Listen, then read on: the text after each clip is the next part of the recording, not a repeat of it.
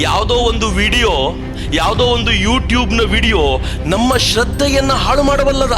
ಭಾಷಣ ಮಾಡ್ತೀಯಲ್ಲ, ನಾಯಿ ಬೊಗಳ್ದಾಗೆ ಬೊಗಳ್ತಿಯಲ್ಲ ಪಾಪಿ ನೀನು ಮತ್ತು ಶ್ರೀಕರ್ ಬಾಬು ಒಟ್ಟಿಗೆ ಬಂದದ್ದಲ್ಲ ಇಲ್ಲಿಗೆ. ಇಲ್ಲಿ 10 ಹೋದವನು ಇವತ್ತು ಬಂದು ಒಬ್ಬ ಮುಸಲ್ಮಾನರಿಂದ, ಅರೆ ನೀನು ಹಿಂದೂ ಅಲ್ವಾ, ನಿನ್ನ ಹಿಂದೂ ಮಗುಸ್ತದಲ್ವಾ ಧರ್ಮಕ್ಷೇತ್ರದಲ್ಲಿ ಸತ್ತಿದ್ಯೇ ಮೂರ್ಖ, ಸೂಳೆ ಬೆಳೆ, ನೀನೆಲ್ಲಿ ಸತ್ತಿದ್ದಿ ನೀನು? ಮಹೇಶ್ ಶೆಟ್ಟಿ ತಿಮ್ರೋಟಿ ಅವರೇ, ನಿಮ್ಮ ಆ ಉಸಿರಾಗೆ ಬರ್ತವೆ ತಾಕತ್ತಿದ್ರೆ ಚಕ್ರವರ್ತಿಯನ್ನಲ್ಲ, ಚಕ್ರವರ್ತಿಯ ಒಬ್ಬ ಅಭಿಮಾನಿಯನ್ನ ನೀನು ಮುಟ್ಟು ನೋಡು ತಾಕತ್ತಿದ್ರೆ. ಇದೆಲ್ಲ ಹಿಂದುತ್ವ ಅಥವಾ ಹಿಂದೂಗಳ ವಿಚಾರದಲ್ಲಿ ಇನ್ನೂ ಕಂಡುಬಿಟ್ಟಿರಲಿಲ್ಲ.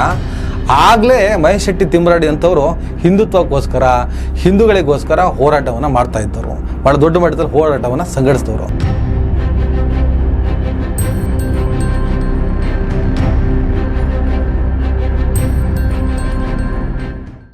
ಹಲೋ, ನಮಸ್ಕಾರ ಸ್ನೇಹಿತರೆ. ಸೌಜನ್ಯ ಕೇಸಿಗೆ ಸಂಬಂಧಪಟ್ಟ ಹಾಗೆ ಕರ್ನಾಟಕ ರಾಜ್ಯದಲ್ಲಿ ಆಗ್ತಿರುವಂಥ ಬೆಳವಣಿಗೆ, ಚರ್ಚೆಗಳು, ವಿಮರ್ಶೆಗಳು ಇವನ್ನೆಲ್ಲ ನೋಡ್ತಾ ಇದ್ದಾಗ ನ್ಯಾಯದ ಮುಖವಾಡವನ್ನು ಹಾಕ್ಕೊಂಡಿರುವಂತಹ ಅನೇಕರು ಅನ್ಯಾಯದ ಪರಮಾವಧಿಯಲ್ಲಿ ತಮ್ಮನ್ನು ತಾವು ಮಾರಿಕೊಂಡಿರೋದು ಸ್ಪಷ್ಟ ಆಗ್ತಾ ಇದೆ. ಇಲ್ಲಿ ನಾನು ಸೌಜನ್ಯ ಕೇಸಿಗೆ ಸಂಬಂಧಪಟ್ಟ ಹಾಗೆ 2-3 ರೀತಿಯ ಅನಾಲಿಸಿಸ್ ಮಾಡ್ತೀನಿ. ಒಂದಿಡೀ ವ್ಯವಸ್ಥೆ ಸೌಜನ್ಯ ಪ್ರಕರಣಕ್ಕೆ ಸಂಬಂಧಪಟ್ಟ ಹಾಗೆ ಸೌಜನ್ಯಳಿಗೆ ವಿರುದ್ಧವಾಗಿ ನಿಂತಿರುವಂಥ ಒಂದು ಅವಸ್ಥೆ. ಇನ್ನೊಂದು, ಯಾವುದೇ ಕಾರಣಕ್ಕೂ ಸೌಜನ್ಯಳ ಕೇಸಿನಲ್ಲಿ ನಿರಪರಾಧಿ ಅಂತ ಬಿಡುಗಡೆ ಆಗಿದಾನಲ್ಲ ಯಾರು, ಸಂತೋಷ್ ರಾವ್, ಅವನೇ ಆರೋಪಿ, ಅವನೇ ಅಪರಾಧಿ, ಅವನೇ ಅತ್ಯಾಚಾರ ಮಾಡಿದ್ದು, ಅವನೇ ಕೊಂದಿದ್ದು ಅಂತ ಹೇಳಿಬಿಟ್ಟು ಅವನನ್ನೇ ವಿಲನ್ ಮಾಡುವಂಥ ಪ್ರಯತ್ನದಲ್ಲಿ ಬೇರೆ ಯಾರದ್ದೋ ತಲೆ ಕಾಯುವಂತಹ ಪ್ರಯತ್ನವನ್ನು ಮಾಡುತ್ತಿರುವಂತಹ ಒಂದಿಷ್ಟು ವ್ಯಕ್ತಿಗಳ ಹಿಂಡು. ಇನ್ನೊಂದು, ಸೌಜನ್ಯ ಪ್ರಕರಣವನ್ನು ಸಂಪೂರ್ಣವಾಗಿ ತಿರುಚಿ ಬೇರೆ ಆ್ಯಂಗಲಿಗೆ ತೆಗೆದುಕೊಂಡು ಹೋಗಿ ಬೇರೆ ರೀತಿಯ ಚರ್ಚೆಗೆ, ಬೇರೆ ರೀತಿಯ ತಿರುವಿಗೆ ತೆಗೆದುಕೊಂಡು ಹೋಗುವಂಥ ಒಂದಿಷ್ಟು ಹುಚ್ಚರ ಸಂತೆ. ಇವತ್ತು ಈ 3 ಜನರ ಬಗ್ಗೆ ಒಂದು ಸಣ್ಣ ವಿಮರ್ಶೆಯನ್ನು ಮಾಡಬೇಕು ಅಂತ ನಾನು ಬಂದಿದ್ದೀನಿ. ಮೊಟ್ಟ ಮೊದಲಿಗೆ ಮಾರ್ಚ್ 9, 2025 ಮೊನ್ನೆ ಭಾನುವಾರ ಬೆಳಿಗ್ಗೆ 10 ಗಂಟೆಗೆ ಸೌಜನ್ಯ ಹಂತಕರನ್ನು ರಕ್ಷಿಸಿದ್ದು ಯಾರು ನೀವೇ ಹೇಳಿ ಅಂಥೇಳಿ ಕನ್ನಡ ಸಾಹಿತ್ಯ ಪರಿಷತ್ತು ಚಾಮರಾಜಪೇಟೆಯಲ್ಲಿ ಒಂದು ಪ್ರತಿಭಟನಾ ಕಾರ್ಯಕ್ರಮವನ್ನು ಸಮಾನ ಮನಸ್ಕರು, ಪ್ರಗತಿಪರರು ಹಮ್ಮಿಕೊಂಡಿದ್ರು. ಕನ್ನಡ ಸಾಹಿತ್ಯ ಪರಿಷತ್ ಸಭಾಂಗಣವನ್ನು ಬಾಡಿಗೆ ಪಾವತಿಸಿ ಕಾರ್ಯಕ್ರಮಕ್ಕೆ ನಿಗದಿಗೊಳಿಸಲಾಗಿತ್ತು. ಆದರೆ ಸಾಹಿತ್ಯ ಪರಿಷತ್ತು ನಮಗೊಂದು ಲೀಗಲ್ ನೋಟಿಸ್ ಬಂದಿದೆ, ಪೊಲೀಸ್ ನೋಟಿಸ್ ಬಂದಿದೆ, ಹಾಗಾಗಿ ನಿಮಗೆ ಸಭಾಂಗಣ ನೀಡಲ್ಲ ಅಂಥೇಳಿ ಆ ಕಾರ್ಯಕ್ರಮ ನಡೆಯುವ ಹಿಂದಿನ ದಿನ ರಾತ್ರಿ 10:30ಕ್ಕೆ ಅಂದರೆ 8/3/2025 ರಾತ್ರಿ 10:30ಕ್ಕೆ ಕಾರ್ಯಕ್ರಮದ ಸಂಘಟಕರಿಗೆ ಒಂದು ಲಿಖಿತ ನೋಟಿಸ್ ಕಳಿಸ್ತಾರೆ. ಆ ಕಾರ್ಯಕ್ರಮ ರದ್ದಾಗುತ್ತೆ.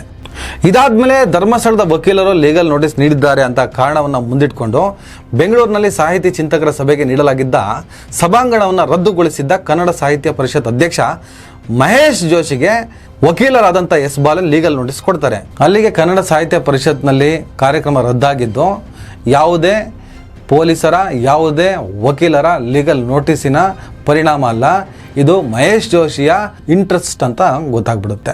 ಹಾಗಾಗಿ ಅವರಿಗೆ ಲೀಗಲ್ ನೋಟಿಸು ಈ ಸಂಘಟಕರ ಗುಂಪಿನಿಂದ ಹೋಗುತ್ತೆ.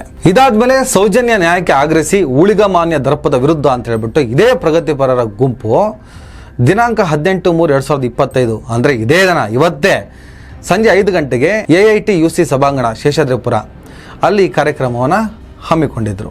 ಆದರೆ ನಿನ್ನೆ ರಾತ್ರಿ once again police inspector, Seshadripuram police ಠಾಣೆ ಅವರಿಂದ ಈ ಕಾರ್ಯಕ್ರಮದ ಆಯೋಜಕರಿಗೆ, ಸಂಘಟಕರಿಗೆ ಒಂದು ನೋಟಿಸ್ ಬರುತ್ತೆ.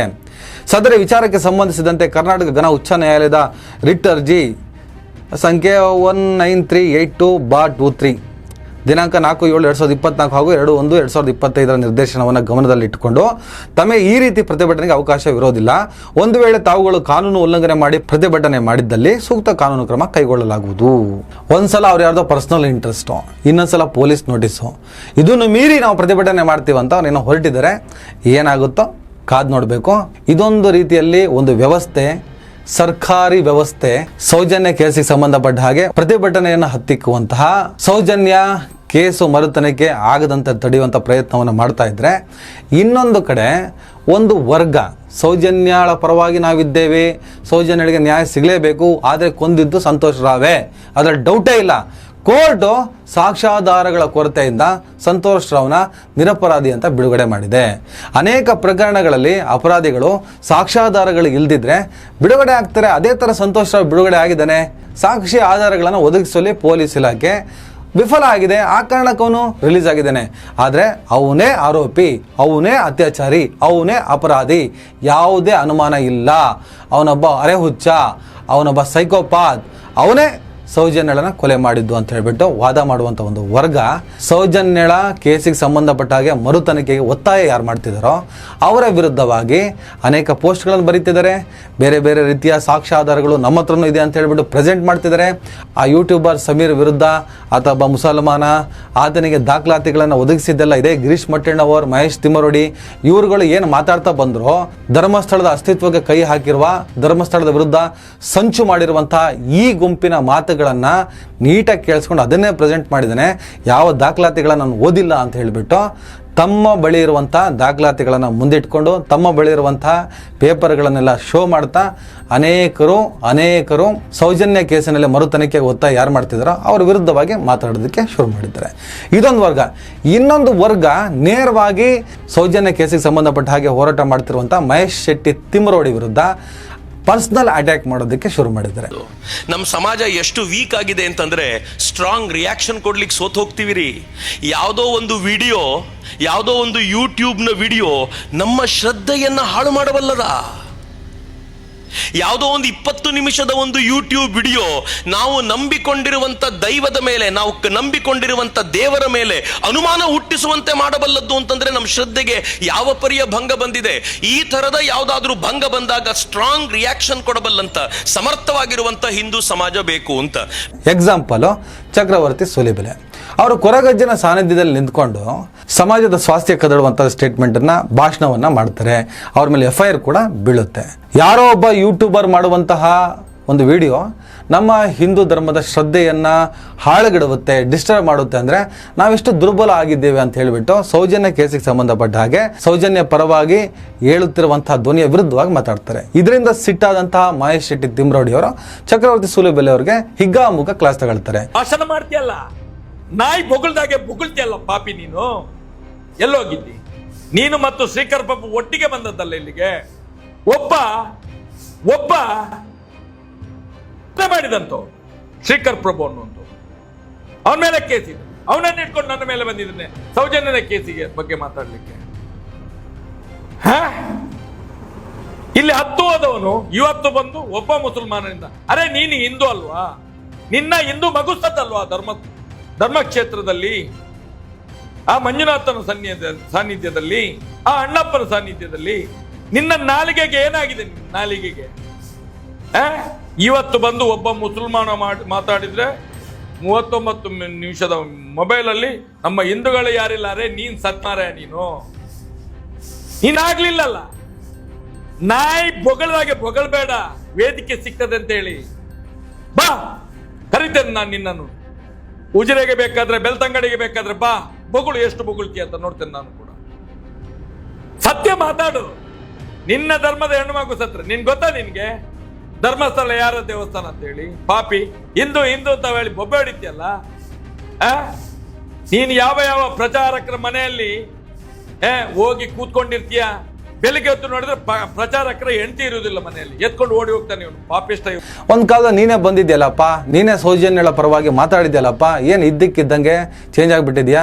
ನಿನಗೆ ತಾಕತ್ತಿದ್ಯಾ? ತಾಕತ್ತಿದ್ರೆ ನೀನು ಉಜ್ರೆಗೆ ಬಾ, ಇಲ್ಲಿ ಮೆಟ್ಟು ತಗೊಂಡು ಹೊಡಿತಾರೆ ಅನ್ನುವಂಥ ಒಂದು ಆಕ್ರೋಶದ ಮಾತನ್ನು ಆಡ್ತಾರೆ. ಆ ಆಕ್ರೋಶದ ಮಾತಾಡ್ತಾ ಚಕ್ರವರ್ತಿ ಸೂಳೆಬೆಲೆ ಅಂತಾರೆ. ಈ ಹಿಂದೆ ರಮನಾಥ್ ರೈ ಅನ್ಸುತ್ತೆ, ರಮನಾಥ್ ರೈ ಅವರು ಚಕ್ರವರ್ತಿ ಸೂಳೆಬೆಲೆ ಅಂತ ಒಂದು ಪದವನ್ನು ಯೂಸ್ ಮಾಡ್ತಾರೆ.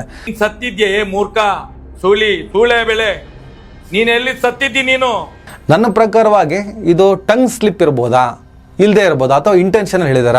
ಚಕ್ರವರ್ತಿ ಸೂಲಿಬೆಲೆ ಅವರ ಮಾತಿನಿಂದ ಆಕ್ರೋಶಗೊಂಡು, ಚಕ್ರವರ್ತಿ ಸೂಲಿಬೆಲೆಯ ಸುಳ್ಳಿನಿಂದ ಆಕ್ರೋಶಗೊಂಡು ಇವರು ಕೂಡ ಆಕ್ರೋಶದಿಂದ ಆ ಥರದ ಒಂದು ಪದವನ್ನು ಯೂಸ್ ಮಾಡಿರ್ಬೋದಾ?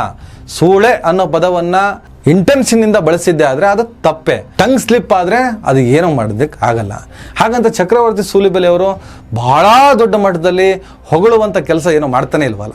ಅವರ ಟ್ರ್ಯಾಕ್ ರೆಕಾರ್ಡ್ ನೋಡ್ತಾ ಬನ್ನಿ, ಅವ್ರು ಏನು ಮಾಡ್ಕೊಂಡು ಬಂದಿದ್ದಾರೆ ಈ ಸೊಸೈಟಿಯಲ್ಲಿ ಅನ್ನೋದಕ್ಕೆ ನಾವೇನು ದಾಖಲೆಗಳನ್ನ ಇಡೋ ಅಗತ್ಯ ಇಲ್ಲ. ಹೀಗಿರ್ಬೇಕಾದ್ರೆ ಚಕ್ರವರ್ತಿ ಸೂಲಿಬೆಲೆಯ ಶಿಷ್ಯ ಬಲಗೈ ಬಂಟ ಪುನೀತ್ ಕೆರೆಹಳ್ಳಿ ಅಂತ ಆತ ಮಹೇಶ್ ಶೆಟ್ಟಿ ತಿಮ್ಮರೋಡಿ ಅವರಿಗೆ ಸವಾಲೇ ಹಾಕಿದ್ದಾನೆ.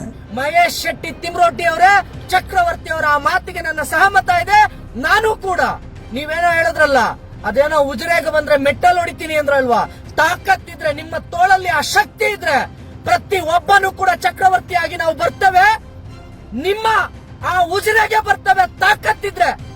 ಚಕ್ರವರ್ತಿನಲ್ಲ, ಚಕ್ರವರ್ತಿ ಸೂಲಿಬೆಲೆ ಅವರನ್ನ ಏನೋ ಬೇರೆ ಹೆಸರಲ್ಲಿ ಕರ್ದಲ್ವಾ, ನಿನಗೆ ತಾಕತ್ತಿದ್ರೆ ತಿಮ್ರೋಟಿ ಅವರೇ ನಾನೂ ಬರ್ತೇನೆ. ಚಕ್ರವರ್ತಿಯನ್ನಲ್ಲ, ಚಕ್ರವರ್ತಿಯ ಒಬ್ಬ ಅಭಿಮಾನಿಯನ್ನ ನೀನು ಮುಟ್ಟು ನೋಡು ತಾಕತ್ತಿದ್ರೆ. ಮಹೇಶ್ ಶೆಟ್ಟಿ ತಿಮ್ರೋಡಿಯವರಿಗೆ ಆ ವಿಡಿಯೋದಲ್ಲಿ ನೋಡಿದೆ ಏಕವಚನದಲ್ಲೆಲ್ಲ ಮಾತಾಡಿದ್ದೇನೆ, ಏಕವಚನದಲ್ಲೇ ಸವಾಲು ಹಾಕಿದ್ದೇನೆ. ಹಿಂದೂ ಜಾಗರಣ ವೇದಿಕೆ, ಬಹುಶಃ ಕೇರಳಿ ಅಂತ ಹುಡುಗರು ಈ ಹಿಂದುತ್ವದ ಹೋರಾಟಕ್ಕೆ ಬರೋಕ್ಕಿಂತ ಮುಂಚೆ ಅವಾಗೆಲ್ಲಿರೋ ಕಾರ್ಗಿರ್ ಓಡಿಸ್ಕೊಂಡು ಅದೇನನ್ನ ಕೇಸ್ಗಳೆಲ್ಲ ಆಗಿದ್ವು, ಅದೇನು ಬೇಕಾದ್ರೆ ಇರಲಿ, ಅದ್ರ ಬಗ್ಗೆ ನಾನು ಮಾತಾಡ್ತಿಲ್ಲ. ಇವರೆಲ್ಲ ಹಿಂದುತ್ವ ಅಥವಾ ಹಿಂದೂಗಳ ವಿಚಾರದಲ್ಲಿ ಇನ್ನೂ ಕಣ್ಣು ಬಿಟ್ಟಿರಲಿಲ್ಲ. ಆಗಲೇ ಮಹೇಶ್ ಶೆಟ್ಟಿ ತಿಮ್ರಾಡಿ ಅಂತವರು ಹಿಂದುತ್ವಕ್ಕೋಸ್ಕರ, ಹಿಂದೂಗಳಿಗೋಸ್ಕರ ಹೋರಾಟವನ್ನು ಮಾಡ್ತಾ ಇದ್ದವರು, ಭಾಳ ದೊಡ್ಡ ಮಟ್ಟದಲ್ಲಿ ಹೋರಾಟವನ್ನು ಸಂಘಟಿಸಿದವರು. 30-40 ವರ್ಷದ ಅವರ ಹೋರಾಟದ ಟ್ರ್ಯಾಕ್ ರೆಕಾರ್ಡ್ ಇದೆ.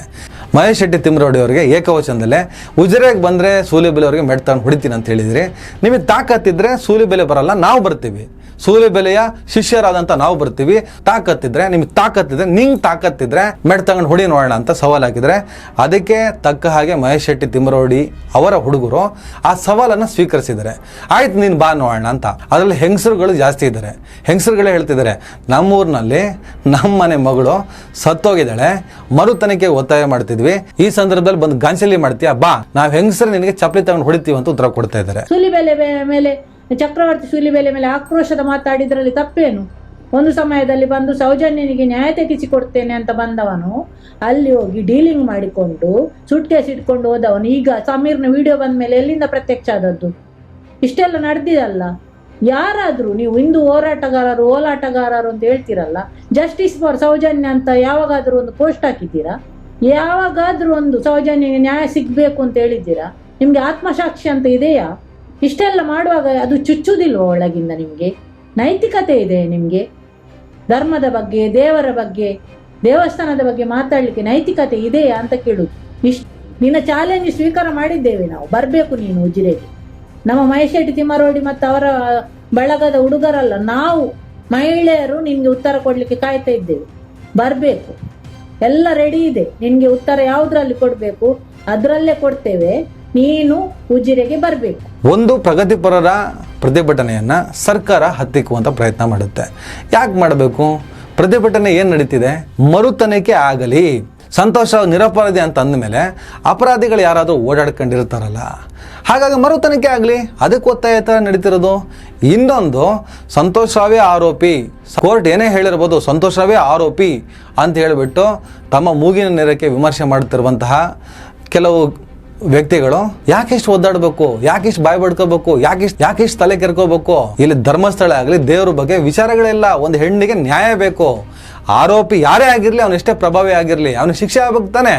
ಹಾಗಾಗಿ ಮರು ತನಿಖೆ ತಾನೆ ನಿಮ್ಮ ಒತ್ತಾಯ, ಆಗಲಿ ಬಿಡಿ ಅಂತ ಹೇಳ್ಬೋದಲ್ಲ, ಯಾಕೆ ಹೇಳೋಲ್ಲ ನೀವು? ಮೂರನೇದು, ಮೆಟ್ಟು ಪಟ್ಟು ಅದು ಇದು ಅಂತ ಹೇಳಿಬಿಟ್ಟು ಮಹೇಶ್ ತಿಮ್ಮರೋಡಿ ಆಕ್ರೋಶವನ್ನು ಬೇರೆ ಥರದಲ್ಲಿ ಟ್ವಿಸ್ಟ್ ಮಾಡಿ ಇಡೀ ಪ್ರಕರಣವನ್ನು ಮುಗಿಸುವ. ಸೌಜನ್ಯ ಪ್ರಕರಣದಲ್ಲಿ ಇವರೆಲ್ಲರೂ ಸ್ವಾರ್ಥಿಗಳು, ಇವರೆಲ್ಲ ಧರ್ಮಸ್ಥಳದ ವಿರುದ್ಧ ಸಂಚು ರೂಪಿಸ್ತಿರೋರು, ಸೌಜನ್ಯಗಳನ್ನು ನೆಪ ಮಾಡ್ಕೊಂಡಿದ್ದಾರೆ ಅಂತ ಹೇಳಿಬಿಟ್ಟು ಉಡಾಫೆಯಿಂದ ಮಾತನಾಡುವ ನಿಮಗೆ ಮರು ತನಿಖೆಗೆ ಒತ್ತಾಯ ತಾನೇ ಅವ್ರು ಮಾಡ್ತಿರೋದು. ಆಗಲಿ ಬಿಡಿ ಅಂತ ಹೇಳ್ಬೋದಲ್ಲ, ಪ್ರೆಸರ್ ಹಾಕ್ಬೋದಲ್ಲ, ಒತ್ತಡವನ್ನು ಹೇರ್ಬೋದಲ್ಲ ವ್ಯವಸ್ಥೆ ಮೇಲೆ. ಬೇರೆ ಏನು ಕೇಳ್ತಾ ಇಲ್ಲ ಅವರು. ಮರು ತನಿಖೆ ಆಗಲಿ, ಕೇಸು ಪ್ರಾಮಾಣಿಕವಾಗಿ ತನಿಖೆ ಆಗಲಿ, ನಮ್ಮ ಹತ್ರನೂ ಒಂದಿಷ್ಟು ದಾಖಲೆಗಳಿದ್ದಾವೆ, ನಮ್ಮ ಹತ್ರನೂ ಒಂದಿಷ್ಟು ಸಾಕ್ಷಿಗಳಿದ್ದಾವೆ ಅಂತ ಅವ್ರು ಹೇಳ್ತಿದ್ದಾರೆ ತಾನೆ. ನಿಮ್ಮ ಹತ್ರ ಏನಿದೆ ನೀವು ಕೊಡಿ, ಅವ್ರ ಹತ್ರ ಇದೆ ಏನಿದೆ ಅವ್ರ ಹತ್ರ ಏನಿದೆ ಅವ್ರು ಕೊಡ್ಲಿ. ಒಟ್ಟಲ್ಲ ಆ ಹೆಣ್ಣು ಮಗು ನ್ಯಾಯ ಸಿಗಲಿ. ದಿನ ಬೆಳಗ್ಗೆ ಆದ್ರೆ ಹಿಂದೂ ಹಿಂದೂ ಹಿಂದೂ ಅಂತೀರಾ, ಸೌಜನ್ಯ ಹಿಂದೂ ತಾನೆ. ಅವನು ಯಾವನ ಗೌಡ ಗೌಡ ಗೌಡ ಗೌಡ ಏನೋ ಸಮೀರಾ ಗೌಡರ ಬಗ್ಗೆ ಮಾತಾಡ್ತೀಯ ಅಂತ ಬಾಯಿ ಬಡ್ಕಂಡ, ಸೌಜನ್ಯನು ಗೌಡ ತಾನೆ. ಅನ್ಯಾಯವಾಗಿ ಸತ್ತು ಬಿದ್ದಿದ್ದಾಳ ಆ ಹೆಣ್ಣುಮಗಳು, ಅನ್ಯಾಯವಾಗಿ ಮಣ್ಣಾಗಿದ್ದಾಳ ಆ ಹೆಣ್ಣುಮಗಳು. ಆ ಹೆಣ್ಣು ಮಗಳಲ್ಲಿ ನಿಮಗೆ ಗೌಡ ಒಕ್ಕಲುತನ ಕಾಣಿಸ್ತಾ ಇಲ್ವಾ? ಆ ಮಗು ಪರವಾಗಿ ಯಾರಾದ್ರೂ ಮಾತಾಡಿದ್ರೆ ಅವ್ರ ವಿರುದ್ಧನೇ ಸಿಡಿದೇಳ್ತೀರಾ? ಇಂತಹ ಗೋಮುಖ ವ್ಯಾಘ್ರಗಳು ಹಾಗೂ ಸೌಜನ್ಯ ನೋಡೇ ಬೇಡ. ನೀವು ನಂಬೋ ದೇವರೇ ತೀರ್ಮಾನ ಮಾಡಲಿ. ಸದ್ಯಕ್ಕೆ ವಾಸ್ತವವಾಗಿ ಮಾತಾಡಬೇಕಂದ್ರೆ ಮರು ತನಿಖೆಗೆ ಒತ್ತಾಯ ನಡೀತಾ ಇದೆ. ಅದಕ್ಕೆ ವ್ಯವಸ್ಥೆಯ ವಿರೋಧ ಯಾಕೆ? ವ್ಯವಸ್ಥೆ ಯಾಕೆ ಸೌಜನ್ಯಳ ವಿರುದ್ಧವಾಗಿ ನಿಲ್ತಿದೆ? ಕಾರಣ ಏನು ಅಷ್ಟೇ ಪ್ರಶ್ನೆ. ನಮಸ್ಕಾರ. ದಯವಿಟ್ಟು ಎಲ್ಲರೂ ಈ ಚಾನಲ್ನ ಸಬ್ಸ್ಕ್ರೈಬ್ ಮಾಡಿ. ನಿಮ್ಗೆ ಇಷ್ಟ ಆದರೆ ಈ ಚಾನಲ್ಗೆ ಜಾಯ್ನ್ ಆಗಿ. ಈ ವಿಡಿಯೋ ಇಷ್ಟ ಆದರೆ ದಯವಿಟ್ಟು ಎಲ್ಲರೂ ಶೇರ್ ಮಾಡಿ. ಸ್ವತಂತ್ರ ಪತ್ರಿಕೋದ್ಯಮವನ್ನು ಬೆಂಬಲಿಸಿ. ನನ್ನ ಯುಕ್ತಿಗೆ ನಿಮ್ಮ ಶಕ್ತಿಯೇ ಶ್ರೀರಕ್ಷೆ.